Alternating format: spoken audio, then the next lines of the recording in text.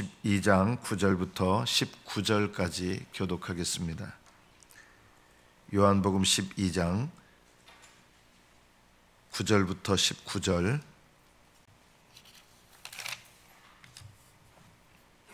9절부터 교독하겠습니다.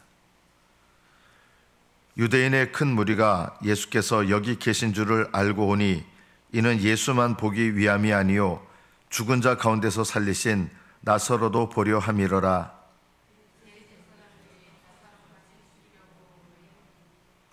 나사로 때문에 많은 유대인이 가서 예수를 믿음이러라.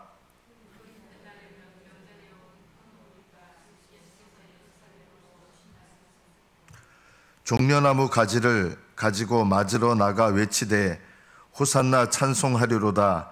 주의 이름으로 오시느니 곧 이스라엘의 왕이시여 하더라.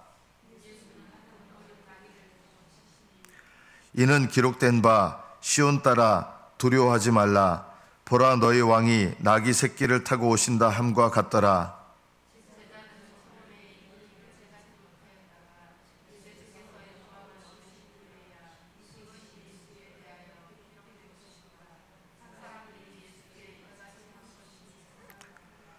나사로를 무덤에서 불러내어 죽은 자 가운데서 살리실 때에 함께 있던 무리가 증언한지라.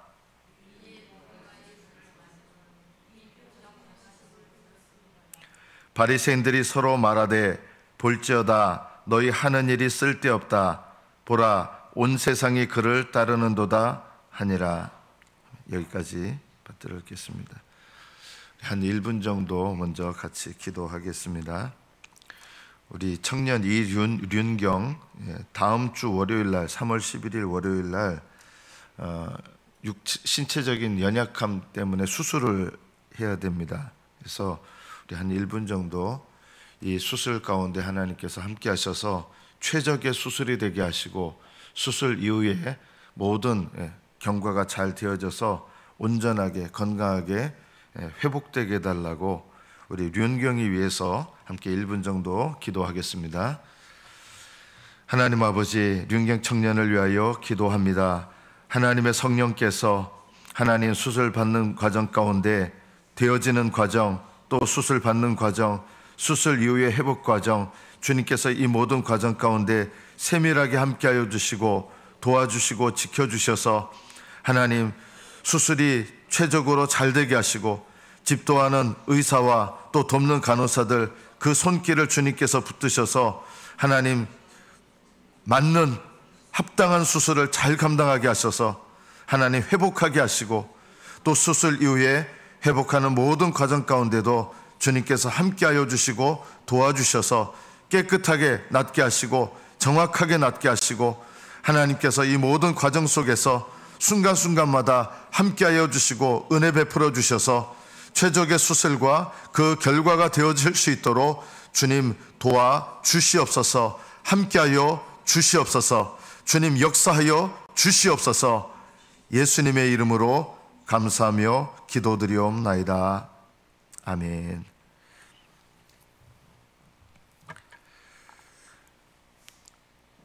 나사로가 죽은 자 가운데서 살아나서 수많은 사람들이 놀라운 일이죠.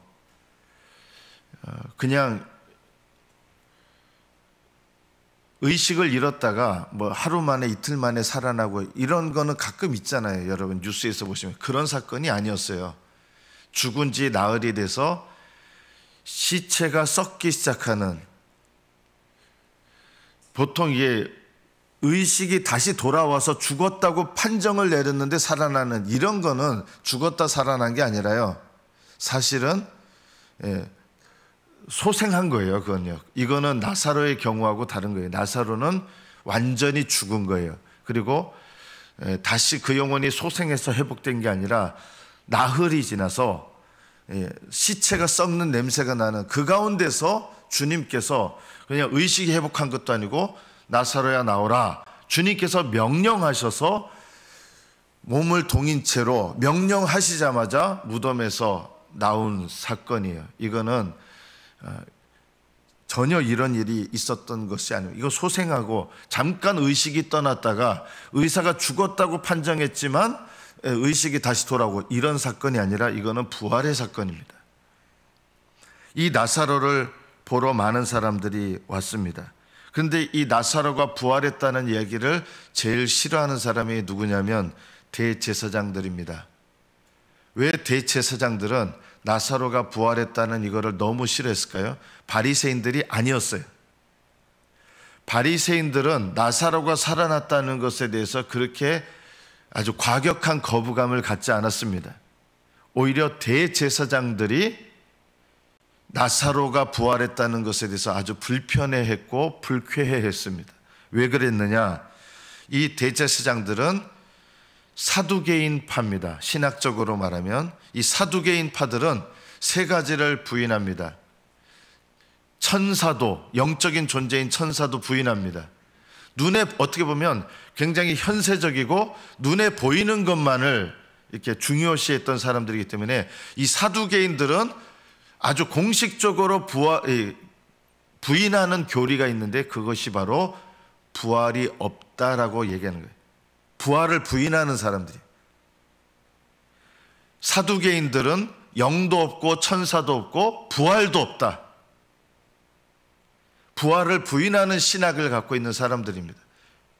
바리새인들은 예수님을 반대하긴 했지만 그들의 신학은 영도 있고 천사도 있고 영적 존재인 천사도 있고 부활도 있다. 그래서 신학적으로는 아주 불을 튀기면서 반대했던 사람들입니다. 사두개인들과 바리새인 둘이. 이 사두개인들의 가장 우두머리격된 사람들이 누구냐? 대제사장들입니다. 제사장들. 그러니까 나사로가 부활했다는 이것에 대해서 이거는 사람들이 이것에 대해서 센세이션을 일으키고 많은 사람들이 가서 부활했다는 것을 보고 그 부활을 목격한 사람들이 정말 이 사람 부활했다 이런 얘기를 하면서 부활했다는 얘기가 퍼지는 것 자체가 아주 불쾌한 거예요. 예수님을 떠나서 부활의 교리를 부인하는 이 대제사장들이 부활한 사람이 있고 그 부활했다는 걸 본 사람들의 이야기가 막 퍼져나가면서 정말 부활했어 이런 이야기들이 전파되는 것이 너무 싫었던 거예요. 그래서 나사로 때문에 많은 유대인이 가서 예수를 믿었기 때문에 원래부터 예수님을 죽이려고 했지만 왜 예수님을 죽이려고 했을까요? 예수님이 자꾸 자기들의 입지를 불안하게 만드는 거예요.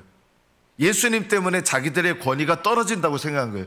그래서 이미 예수님을 죽이려고 했던 거예요. 거기에다가 이 사람만 죽여서는 안 되겠다. 나사로까지 죽여야 되겠다. 이게 자꾸 이 쓸데없는 부활교리가 이 사두개인들은요 어떻게 보면 이단들인 거예요. 대제사장들인데 이단이에요. 교리적으로.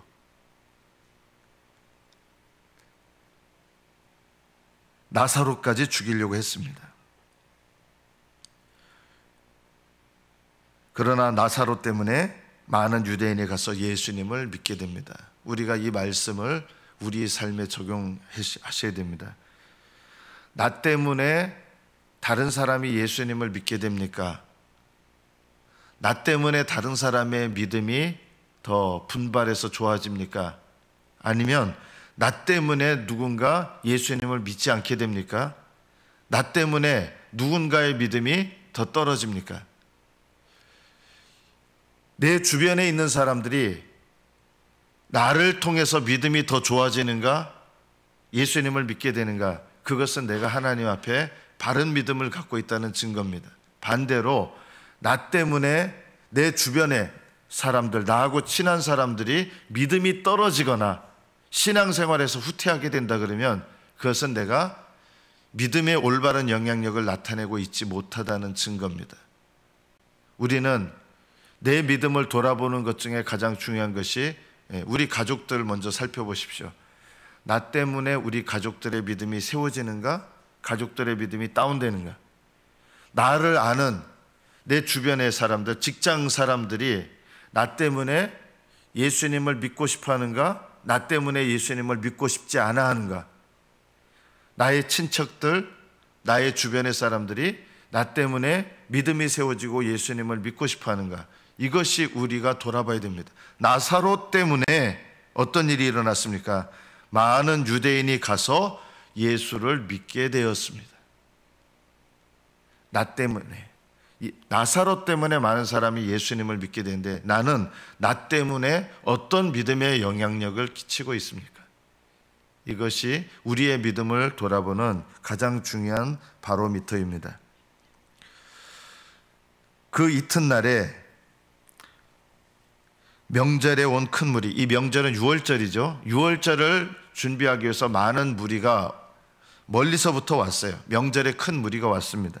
여기 명절에 온 큰 무리는 이미 예루살렘에 살고 있던 유대인들이라기보다는 멀리서 명절을 지내기 위해서, 6월절을 지키기 위해서 멀리서 온 사람들인데, 이 사람들이 주로 누구를 높였습니까? 손에 종려나무 가지를 들고, 종려나무 가지는 왕이 승리하고 입성할 때 이 종려나무 가지를 흔들면서 환영하거든요. 그러니까 승리의 상징이고 승리의 기쁨을 나타내는 표시입니다.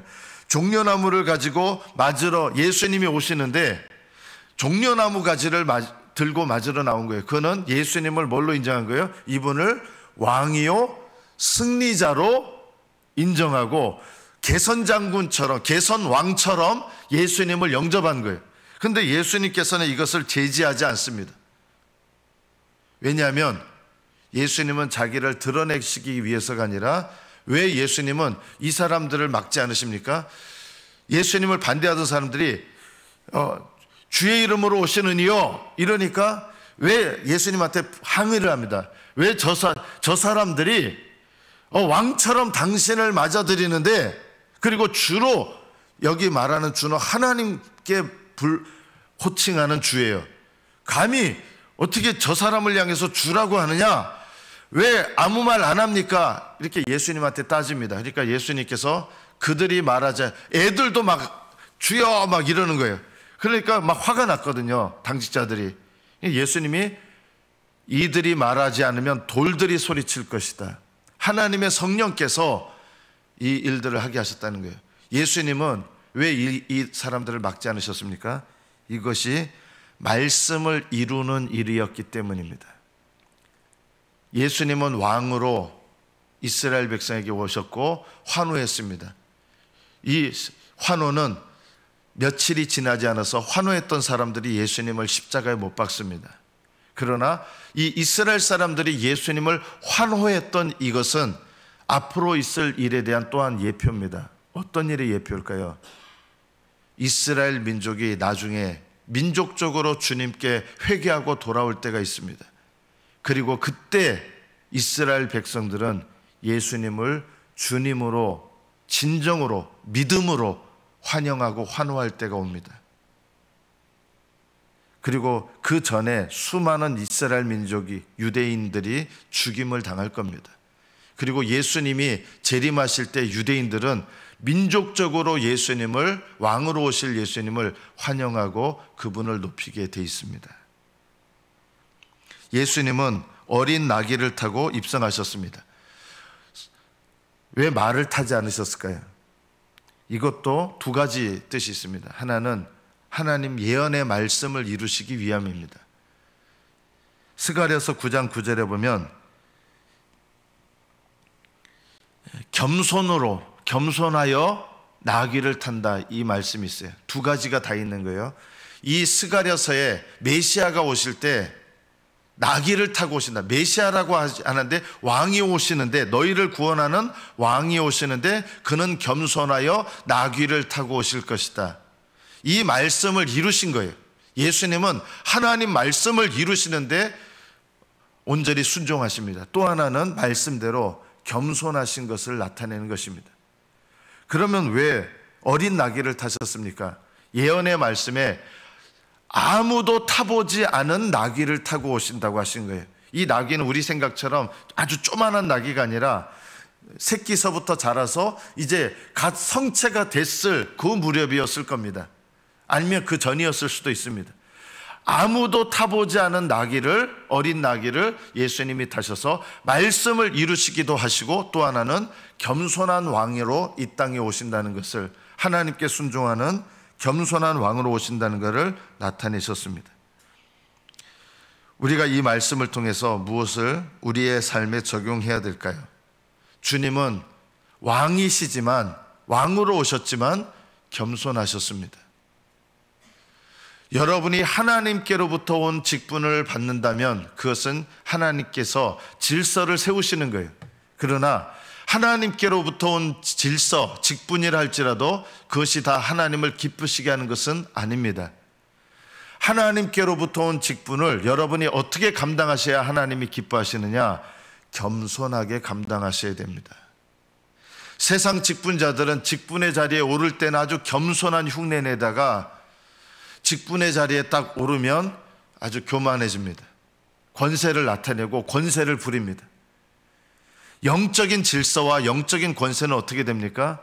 겸손하면서 그 직분을 받지만 그 직분은 하나님께로부터 온 것이라 할지라도 그 직분이 영적 직분, 영적 질서가 되려면 반드시 뭐가 필요합니까? 그 직분을 받은 사람이 하나님 앞에 철저하게 겸손함과 순종함으로 하나님과 사람 앞에 반응해야 됩니다.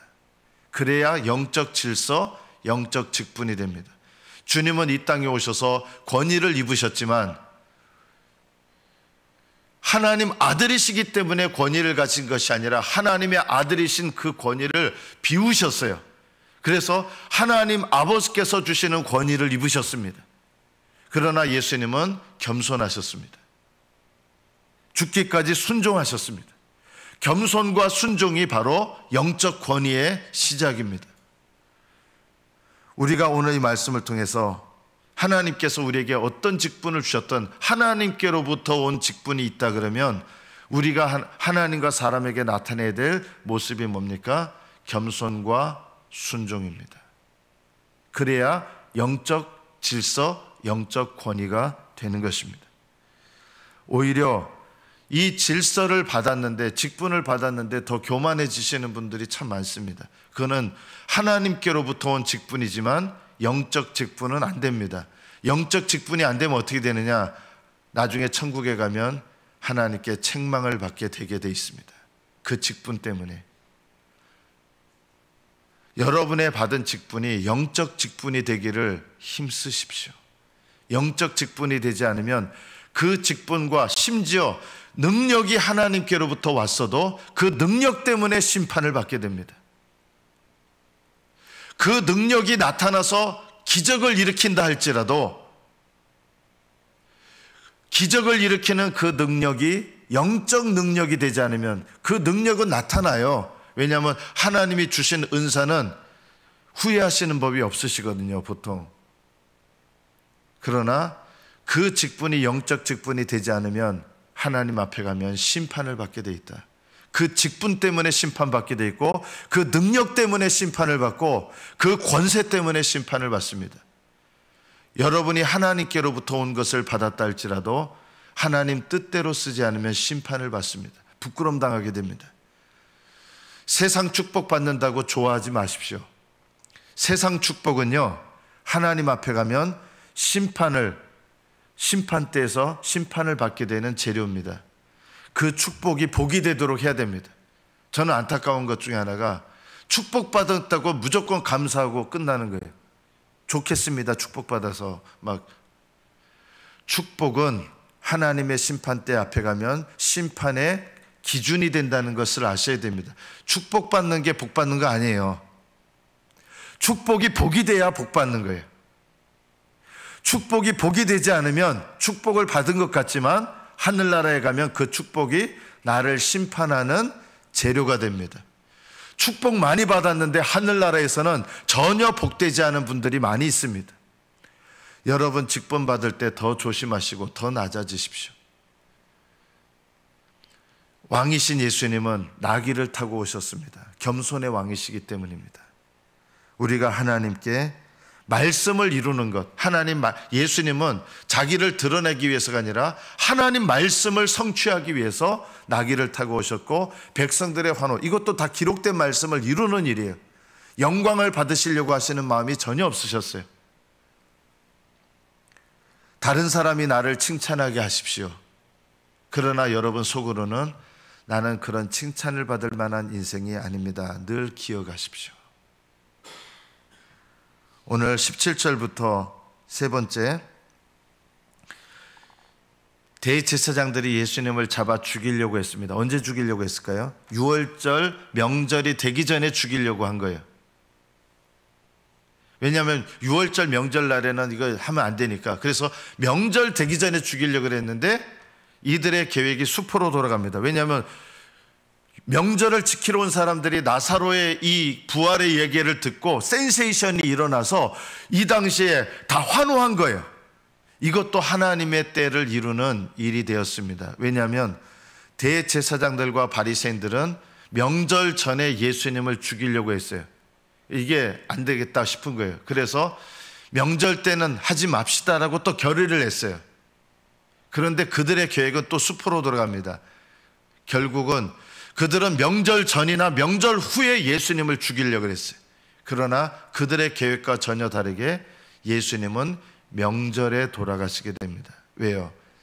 6월절에 돌아가시는 것이 하나님의 때였고 하나님의 뜻이었기 때문입니다. 사람들이 환호하고 모든 사람들이 이때 명절 전에 왜 못 잡아드리고 왜 명절 전에 죽이지 못하고 명절에 죽이게 되느냐? 사람들이 이때는 환호를 했기 때문에 예수님을 잡아서 명절 전에 죽이려고 했던 계획을 무산시키고, 그래서 명절 지난 다음에 합시다 했는데 이 계획도 무산된다. 하나님은 사람의 뜻을 따라 행하시는 분이 아닙니다. 예수님은 명절에 돌아가시는데 이 날이 언제냐? 예수님께서 지금 예루살렘에 오실 때 사람들이 종려나무 가지를 흔들 이 날이 어떤 날인지 아십니까? 하나님은 단 하루도 오차가 없으신 분입니다. 490년 전에, 정확히 말하면 490년이 아니라 7 곱하기 62죠. 그냥 463입니까? 제가 갑자기 계산하니까. 그 전에 다니엘에게 예언하신 것이 있어요. 예루살렘이 중건된 다음에, 중건하라는 명령이 난 다음에 62일에, 일에라는 말은 7일도 되지만 7년도 됩니다. 62일에, 그러니까 62 곱하기 7년이죠. 이때가 지나면 너희에게 왕이 세워질 것이다 라고 예언하셨어요. 62일에가 끝나는 이 날이 언제냐? 예수님께서 예루살렘의 왕으로 입성하시는 이 날입니다. 예수님은 하나님께서 예언하신 날 정확하게 하루도 오차가 없으시고 다니엘에게 말씀하신 이 예언의 말씀을 이루는 그날에 하나님의 때에 예루살렘에 입성하시고, 그래서 이스라엘 사람들이 우리 예상과는 다르게 종려나무 가지를 들고 예수님을 왕으로 영접한 것입니다. 공식적으로 왕으로 예수님은 예루살렘에 입성하신 거예요. 나타내신 거예요. 자기를 드러내시려는 마음이 아니라 하나님의 예언하신 말씀을 그대로 이루신 거예요. 그리고 다니엘서에 이런 말씀이 있습니다. 왕으로 들어오신 다음에 어떤 일이 일어나느냐? 62일의 후에 그 왕이 끊어질 것이다. 이스라엘 사람들은 이해를 못했어요. 이 말씀을요. 이스라엘을 구원하러 왕이 왔는데 그 왕이 62일의 후에 끊어진다는 거예요. 곧바로. 어느 누구도 이 말씀을 이해를 못했습니다. 이스라엘을 구원하러 하나님의 왕이 오신다고 해서 왕이 왔는데 그 왕이 죽는다는 거예요. 왜 예수님은 왕으로 오셨는데 죽으셨습니까? 십자가에 달리신 것도 우리의 죄를 담당하시기 위해서, 주님께서 왕으로 오신 것은 우리의 죄로부터 우리를 구원하시는 왕이시지 우리가 생각하는 그런 왕이 아니셨습니다. 62일의 후에 그 왕이 끊어집니다. 그런데 그 끊어진 왕이 이상하게 또 70일에 70 곱하기 7이죠.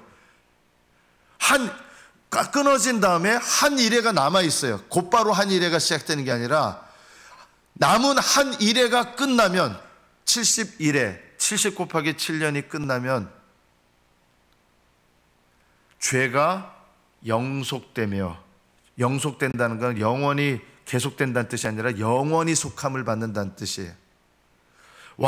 구원하러 온 왕이 끊어졌는데 그 왕이 끊어진 다음에 나중에 한 일에 7년이 지나면 7년 대환란 때예요.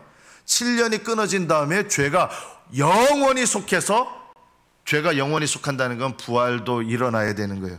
여러분 여러분 몸의 부활이 죄가 완전히 끝나는 날입니다. 여러분 구원 끝나지 않았습니다. 예수님 재림하셔서 여러분 부활까지 일어나야 죄가 완전히 속해지는 날, 완전한 구원이 이루어진 거예요. 우리는 영혼 구원 받았지만 구원이 완전히 이루어진 거 아니에요. 지금 천국 가신 분들요, 구원 완전히 받은 거 아니에요. 천국 가신 분들 다시 와야 돼요. 육신이 부활해야 돼요. 육신이 부활해야 구원이 완성되는 거예요. 천국 가신 분들은 그래서 완전한 천국에 들어간 게 아니에요. 영혼이 천국에 갔기 때문에 육신이 부활해야 완전한 천국을 누리게 되는 거예요.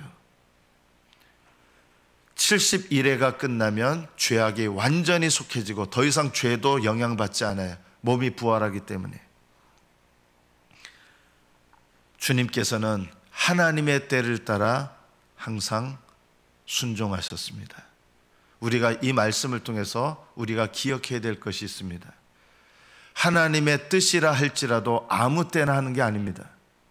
하나님의 뜻이라 할지라도 그 하나님의 뜻은 하나님의 때에 하나님의 방법으로 이루어져야 됩니다. 이것이 하나님께서 일하시는 방식입니다. 하나님의 뜻, 하나님의 때에 하나님의 방법으로. 하나님은 이 세 가지를 통해서 창세전에 계획하시고 영원전에 계획하신 선하신 뜻을 이루어 가십니다. 말씀을 맺습니다. 나 때문에 내 주변의 사람들의 믿음이, 신앙이 세워집니까? 나는 주님께서 받은 직분으로 겸손하여서 영적 직분이 되게 하십니까? 나는 하나님의 뜻을 하나님의 때에 순종합니까? 이것을 늘 기억하시면서 하나님의 뜻을 따라 행하시는 저와 여러분 되시기를 축복합니다. 기도하겠습니다.